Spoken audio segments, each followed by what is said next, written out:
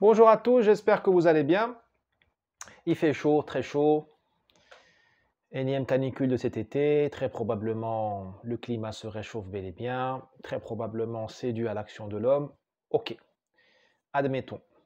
Il y a quand même quelques points noirs ou disons quelques angles morts de la lutte contre le réchauffement climatique qui, moi, m'intriguent. Il y en a plusieurs, mais trois viennent à mon esprit. D'abord, personne ne fait rien contre l'étalement des villes. Or, nous savons bien que plus les villes s'étalent, plus on imperméabilise les sols, donc le peu de pluie qui tombe encore, il est perdu, il se mélange avec l'eau des égouts. Plus on perd en biodiversité, donc on perd en agent de stabilisation du climat. Lotissement, zone industrielle, zone commerciale, routes, autoroutes, trains. On enlève la terre, l'humus, la matière organique, les arbres, les arbustes, les buissons, et on met des ronds-points et de l'asphalte et des matériaux synthétiques. Eh bien, ce n'est certainement pas bon pour le climat. Mais de ça, personne ne parle. Je ne vois pas, moi, de politique, même autoritaire, de limitation de l'accroissement des villes. À croire que personne ne veut toucher à la poule aux odeurs ou au financement des partis politiques et des élites locales. Bon. Ce que je dis là vaut de Helsinki à Johannesburg en passant par Tunis, Casablanca, Marbella, Rio de Janeiro et autres. Vous verrez nulle part, vous m'en parlerez, de politique volontariste, quitte à ce qu'elle soit autoritaire même, pour limiter les villes. Bon, vous pourrez me parler de Singapour, de Hong Kong, tout ça, mais là on est vraiment dans du... Ça existe, mais c'est pas ça, ça ne pèse pas lourd dans la balance du réchauffement climatique. Deuxième chose, on ne fait rien pour les transports en public, les transports en commun. Quand je dis on ne fait rien, bien sûr, on fait encore quelques lignes de tramway, et encore, pas beaucoup. Vous voyez le métro parisien, tout ça, on a mis 20 ans pour faire le grand métro autour de Paris. Il nous faudra encore 20 ans pour faire des liaisons, pour le densifier dans le 93 ou dans le 95. Et surtout, les métros sont des coupe-gorges ou sont des coupe-gorges ou des endroits où il n'y a pas de vie. Alors, comment voulez-vous attirer les gens? Comment voulez-vous convaincre les gens d'abandonner leur voiture pour qu'ils prennent les transports en public si les métros, les bus, les systèmes collectifs sont réputés dangereux, en tout cas pas sûrs? Ah, les faits divers.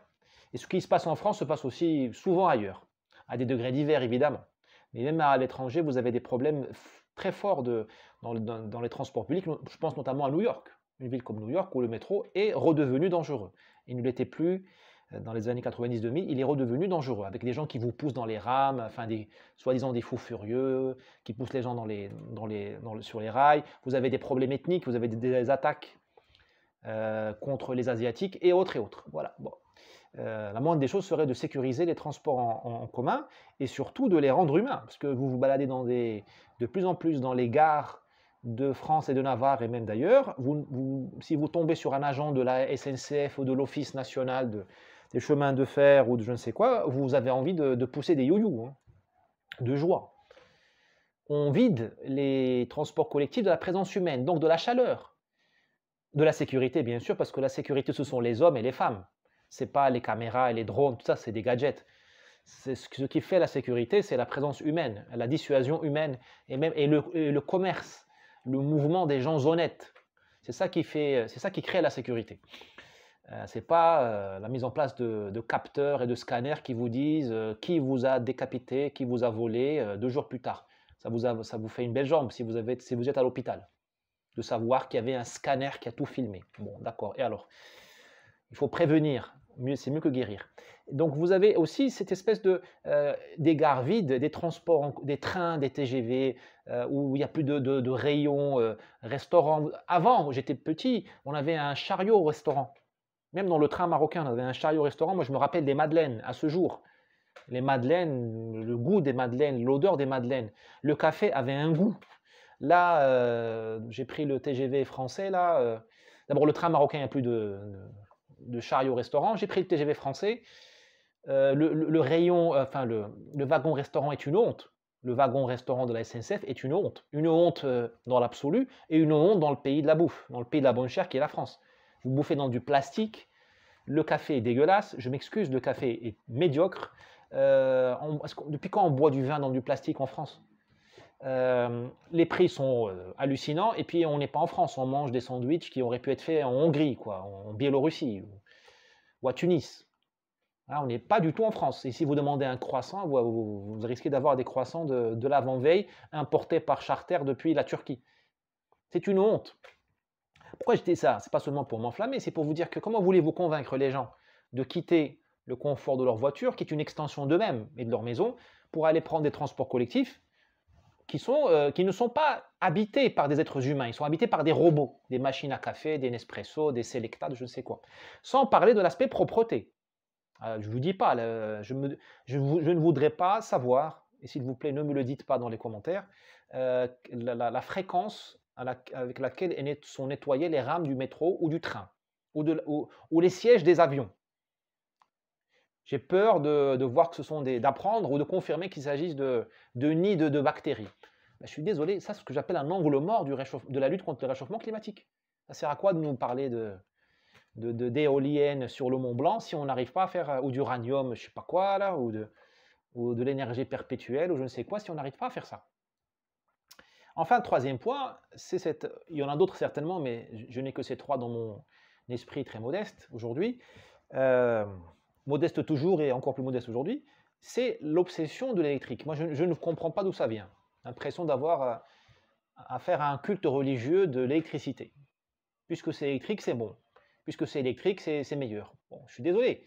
L'électricité, ça ne se stocke pas. Ça a dû échapper à beaucoup d'écolos, ça. L'électricité ne se stocke pas. D'accord? L'électricité, ce n'est pas du pétrole. D'accord? On stocke de l'eau dans des barrages.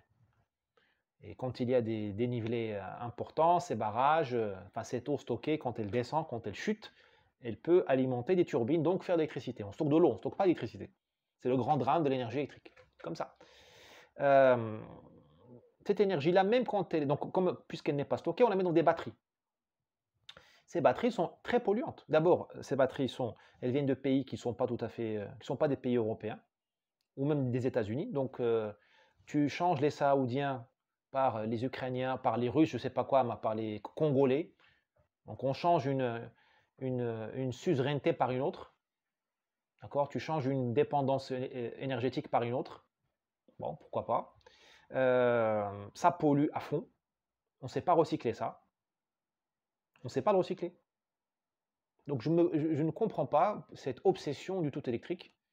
Je ne suis pas contre l'électricité. On ne peut pas être contre l'électricité. Hein. C'est comme être contre le vaccin ou contre la pénicilline ou contre le paracétamol. Moi, j'ai d'autres problèmes dans la vie que de faire une croisade contre le paracétamol ou contre la pénicilline ou le... Bon, certains ont fait une croisade contre l'ivermectine et la chloroquine, hein, donc ils ont du temps à perdre. Moi, j'ai pas ce temps, enfin, je pense que vous non plus. Mais ce n'est pas la solution. C'est une partie probablement de la solution, sous réserve que l'on sécurise les approvisionnements et c'est-à-dire qu'on ne soit pas dépendant du Congo ou de je ne sais pas quoi, de la Mongolie, je ne sais pas où on trouve tous ces métaux, et qu'on arrive à recycler les batteries.